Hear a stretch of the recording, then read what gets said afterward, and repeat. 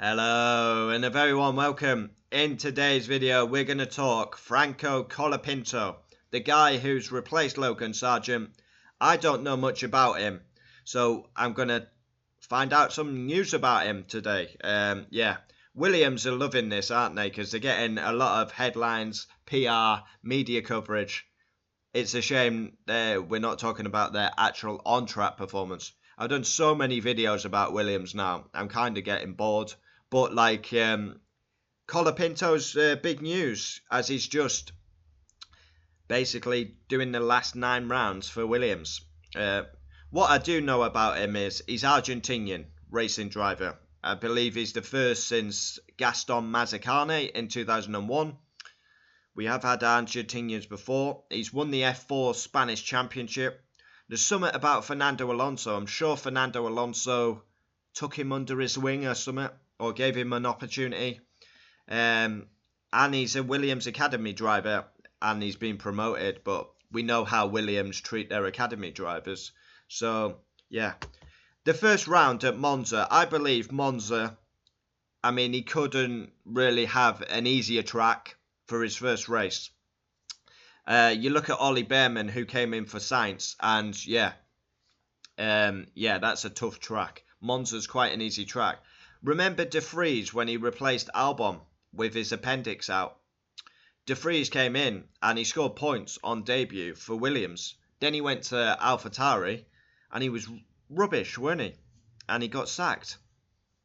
Colapinto, the pressure's not really on him. I don't think. He's not going to be on the grid next year. Carlos Sainz is coming in to Williams. But yeah, it's an opportunity. He's got 9 races. Is he good? Is he ready? Questions everyone wants to know. We will find out.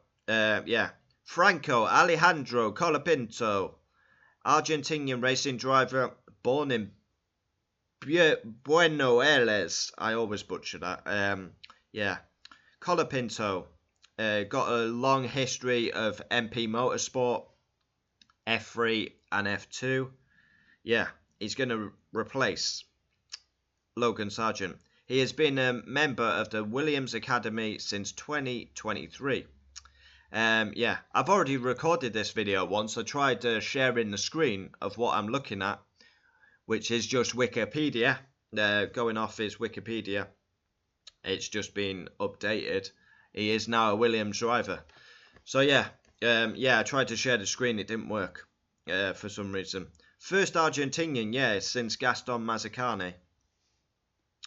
21. He's going to use car number 43. Now, is that a reference to his karting number? Usually these drivers pick 43 on it meaning something to them. If I was a driver, I would pick number 7, because that's my lucky number. And I was born on the 7th. So looking down, his championship titles, 2019 F4 Spanish Championship. He's also competed in European Le Mans, FIA World Endurance, GT World Championship, Intercontinental, Formula 3 and Formula 2. Really, I want to look into his Formula 3 and Formula 2 results, because that's what we're really judging him on. So he won the Spanish F4 Championship. I'm sure Fernando Alonso took him under his wing or gave him a chance or something. Someone will know. I can't find it. I'm sure. Almost positive. My F1 knowledge is usually up there, but I'm sure Alonso had something to do with him. So, right, I've gone too far. Here we go. So, his first season in Formula 3, 2022, he finished 9th in the Drivers' Championship. He then did another season in 2023, and he finished 4th. So, an improvement. He also won a race at Silverstone, by the looks of it, and Monza. And then F2, he goes with MP Motorsport again. He did do one race.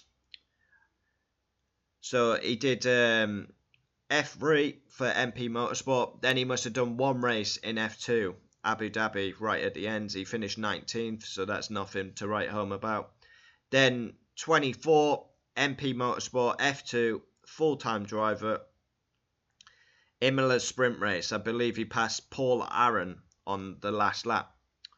He currently lies 6th in the championship. Is that right? I'm sure I read 5th before.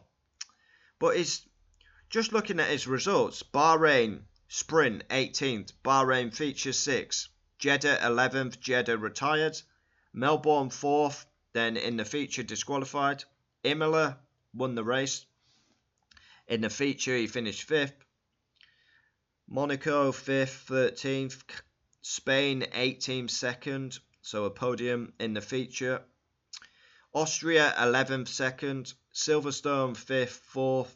Hungary 5th, 13th. And Spa 8th and retired. So, yeah. It's interesting. The pressure's not really on him. He's got 9 races. If he does really well, teams will be looking out for him. He's got nothing to lose. Yeah. I think the treatment of Logan Sargent was disgusting. I would not be surprised if they do the same to Franco Colapinto. But yeah, if Colapinto... Is he going to do any better than Sargent? I don't think so. I think Colapinto scores no points because the Williams car is not good enough. The only one that's going to score points this season is Alex Albon. But again, Alex Albon against a shit teammate with no F1 experience. So we can't judge Albon, can we, really? I mean, he's been against Sargent, beat him comfortably. He's been against Franco, comfortably going to beat him. I believe Carlos Sainz comes in and shows Albon levels. And when he was against Max, obviously it's Max. Everyone's going to lose to Max bar the elite. Pressure's on Albon next season. Yeah, comment down below your thoughts. Just doing some research on Colapinto. I don't know much about him, so I thought I'd do a video about him. Thanks for watching. We get into the serious business. Qualifying reaction, race reaction, driver ratings.